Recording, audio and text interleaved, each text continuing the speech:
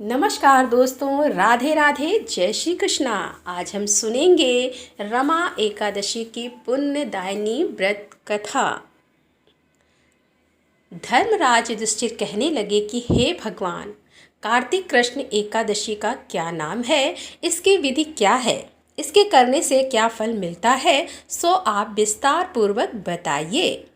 तब भगवान श्री कृष्ण बोले कि कार्तिक कृष्ण पक्ष की एकादशी का नाम रमा है। यह बड़े बड़े पापों का नाश करने वाली है और इसका महात्म्य मैं तुमसे कहता हूँ, इसे ध्यानपूर्वक और श्रद्धा से सुनो। हे राजन, प्राचीन काल में मुचुकुंद नाम का एक राजा था। उसकी इंद्र के साथ मित्रता थी और साथ ही यम, कुबेर, वरुण और विभीषण भी उसके मित्र थे। यह राजा बड़ा धर्मात्मा, विष्णु भक्त और न्याय के साथ राज्य करता था। उस राजा की एक कन्या थी जिसका नाम चंद्रभागा था। उस कन्या का विवाह चंद्रसेन के पुत्र शोभन के साथ हुआ था। एक समय वह शोभन ससुराल आया। उन्हीं दिनों जल्दी ही पुण्यदायिनी एकादशी रमा भी आने वाली थी।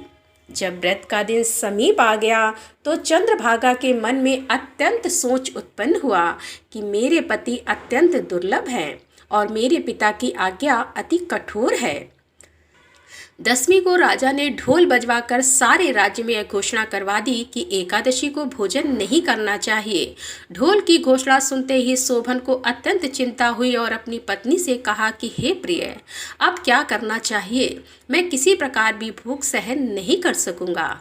ऐसा उपाय बतलाओ कि जिससे मेरे प्राण बच सके, अन्यथा मेरे प्राण अवश्य चले जाएंगे। चंद्रभागा कहने लगी कि हे स्वामी, मेरे पिता के राज्य में एकादशी के दिन कोई भी भोजन नहीं करता।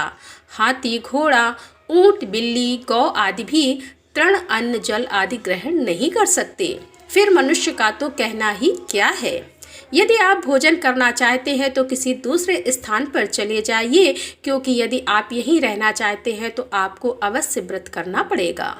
ऐसा सुनकर शोभन कहने लगा कि हे प्रिय, मैं अवश्य व्रत करूंगा, जो भाग्य में होगा वह देखा जाएगा। इस प्रकार से विचार कर शोभन ने व्रत रख लिया और वह भूख व प्यास से अत्यंत पीड़ित होने लगा। जब सूर्य नारायण अस्त हो गए और रात्रि को जागरण का समय आया, जो वैष्णव को अत्यंत हर्ष देने वाला था, परंतु शोभन के लिए अत्यंत दुखदायी हुआ। प्रातःकाल होते ही शोभन के प्राण निकल गए। तब राजा ने सुगंधित काष्ठ से उसका दाह संस्कार करवाया, परंतु चंद्रभागा ने अपने पिता की आज्ञा से अपने शरीर को दग्ध नहीं किया और शोभन की अतिश्रेष्ठ क्रिया के बाद अपने पिता के घर में ही रहने लगी। रमा एकादशी के प्रभाव से शोभन को मंदराचल पर्वत पर धन धान्य से युक्त तथा शत्रुओं से रहित एक सुंदर देवपुर प्राप्त हुआ। वह अत्यंत सुंदर रत्न और वैदुर्य मणि, जटिल स्वर्ण के खंभों पर निर्मित अनेक प्रकार की स्फटिक मणियों से शोभित भवन में बहुमूल्य वस्त्राभूषणों तथा छत्र व चंवर से विभूषित गंधर्व और अप्सराओं से युक्त सिंहासन पर आरूढ़ ऐसा शोभायमान होता था मानो दूसरा इंद्र विराजमान हो। एक समय मुचुकुंद नगर में रहने वाले एक सोम शर्मा नामक ब्राह्मण तीर्थ यात्रा करता हुआ घूमता घूमता उधर जा निकला और उसने शोभन को पहचान कर कि यह तो राजा का जमाई शोभन है, उसके निकट गया। शोभन भी उसे पहचान कर अपने आसन से उठकर उसके पास आया और प्रणाम आदि करके कुशल प्रश्न किया। ब्राह्मण ने कहा कि राजा, मुचुकुंद और आपकी पत्नी कुशल से हैं। नगर में भी सब प्रकार से कुशल है, परंतु हे राजन, हमें आश्चर्य हो रहा है कि आप अपना वृतांत कहिए कि ऐसा सुंदर नगर जो ना कभी देखा ना सुना, आपको कैसे प्राप्त हुआ। तब शोभन बोला कि कार्तिक कृष्ण की रमा एकादशी का व्रत करने से मुझे यह नगर प्राप्त हुआ है, परंतु यह अस्थिर है, यह स्थिर हो जाए ऐसा उपाय कीजिए। ब्राह्मण कहने लगा कि हे राजन, यह स्थिर क्यों नहीं है और कैसे स्थिर हो सकता है, आप बताइए, फिर मैं अश्वमेध वह उपाय करूँगा। मेरी इस बात को आप मिथ्या ना समझिए। शोभन ने कहा कि मैंने इस व्रत को श्रद्धा रहित होकर किया है, अतः यह सब कुछ अस्थिर है। यदि आप मुचुकुंद की कन्या चंद्रभागा को यह सब वृतांत कहें तो यह स्थिर हो सकता है। ऐसा सुनकर उस श्रेष्ठ ब्राह्मण ने अपने नगर लौटकर चंद्रभागा से सब वृतांत कह सुनाया। ब्राह्मण के वचन सुनकर चंद्रभागा बड़ी प्रसन्नता से ब्राह्मण से कहने लगी कि हे ब्राह्मण, ये सब बातें आपने प्रत्यक्ष देखी हैं या स्वप्न की बातें कर रहे हैं?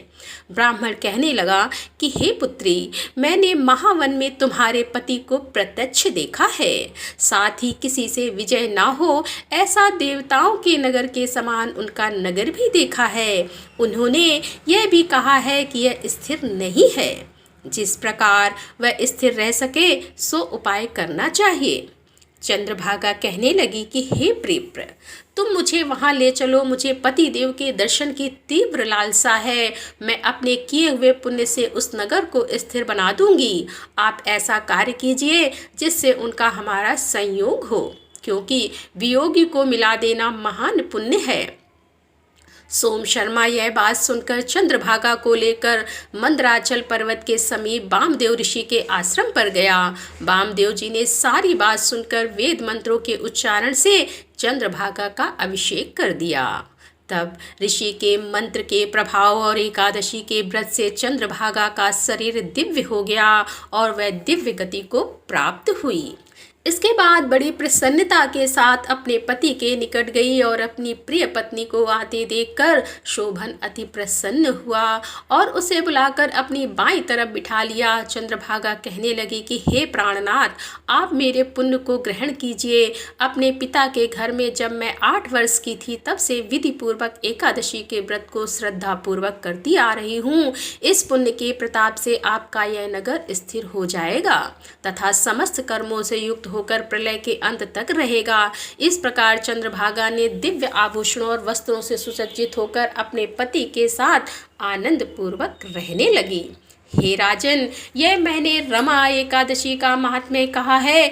जो मनुष्य इस व्रत को करते हैं उनके ब्रह्म हत्यादि समस्त पाप नष्ट हो जाते हैं। कृष्ण पक्ष और शुक्ल पक्ष दोनों की एकादशियां समान हैं, इनमें कोई भेदभाव नहीं है, दोनों समान फल देने वाली हैं। जो मनुष्य इस महात्म्य को पढ़ते अथवा सुनते हैं वे समस्त पापों से छूटकर विष्णु लोक को प्राप्त होते हैं। तो बोलो विष्णु भगवान की जय। तो दोस्तों, कैसी लगी आज की ये कथा? यदि कथा पसंद आई हो तो वीडियो को लाइक अवश्य करें, दोस्तों के साथ शेयर करें और आप हमारे चैनल पर यदि आप पहली बार आ रहे हैं तो कृपया हमारे चैनल को सब्सक्राइब कर लें। दोस्तों, मिलते हैं अगले वीडियो में, तब तक के लिए राधे राधे, जय श्री कृष्णा, हर हर महादेव, जय भोलेनाथ की।